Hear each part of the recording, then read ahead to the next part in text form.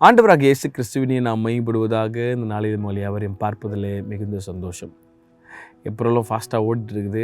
Easter முடிஞ்சிச்சு, good Friday முடிஞ்சிட்டு அடுத்தடுத்து அவ்வளோதான். நிறைய இப்போ ரிசல்ட்டுக்காக பயங்கரமாக எதிர்பார்த்து கொண்டிருக்கிற ஒரு கூட்டங்களாய் அவள் தான். பேரண்ட்ஸ் ஒரு பக்கம் 12th முடிஞ்சு என்ன காலேஜ் சீட்டு கிடைக்கணும் அப்படின்னு பயங்கர ஒரு இதில் இருப்போம்ல.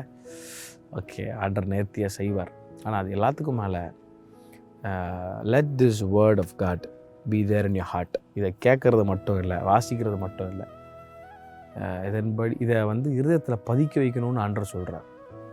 இதுதான் பிற்காலத்தில் சூழ்நிலைகளில் மாட்டிக்கொள்ளும் போது ஆவியானவர் சமயத்திற்கு ஏற்ற வார்த்தையை உங்கள் இருதயத்தில் கொண்டு செயல்படுவார். ஏசாயா தீர்க்கதரிசி புஸ்தகம் 51ஆம் அதிகாரத்தினுடைய 7ஆம் வசனத்தை வாசிக்கிறேன். நீதியை அறிந்தவர்களே, என் வேதத்தை இருதயத்தில் பதித்திருக்கிற ஜனங்களே, எனக்கு செவி கொடுங்கள் அப்படின்றார். இப்போ இருதயத்தில் வசனம் இருக்கா? Do we have God's word in our heart? ஒரு கேள்வி உங்கள்கிட்ட நான் கேட்குறேன்.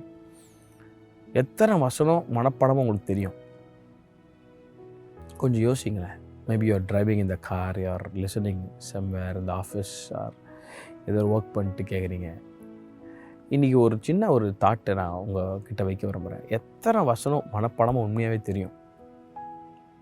இயேசு கிறிஸ்து பிசாசை இயேசுவை சோதிக்கும் போது இயேசு கிறிஸ்து இட் இஸ் ரிட்டன் வார்த்தையை மனப்பாடமாக அவர் சொல்லிகிட்டே இருந்தார். அதனால தான் பிசாசுக்கு பயம் ஓட்டான். இன்றைக்கி ஏன் பிசாசை ஜெயிக்க முடியல? இன்றைக்கி ஏன் சோதனையை ஜெயிக்க முடியல? ஏன் டிப்ரெஷன் ஜெயிக்க முடியல? ஏன் பயத்தை ஜெயிக்க முடியல?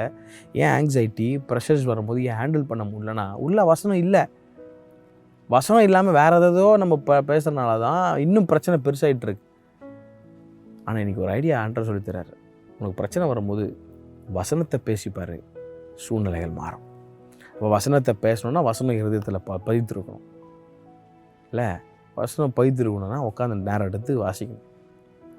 ஒரு நாளைக்கு 3 அதிகாரம் வாசிங்கன்னா அந்த 3 அதிகாரத்தில் இருக்கிற ஆண்டவர் உங்களோட பேசுகிற வசனங்களை பையாட் பண்ணுங்கள். அதை எழுதி வைங்க. அது நிச்சயம் உங்களுக்கு உதவி செய்யும். உங்களை என்கரேஜ் பண்ணுறேன். கர்த்தர் உங்களை யாரும் ஆசீர்வதிப்பாராக. ஆமென்.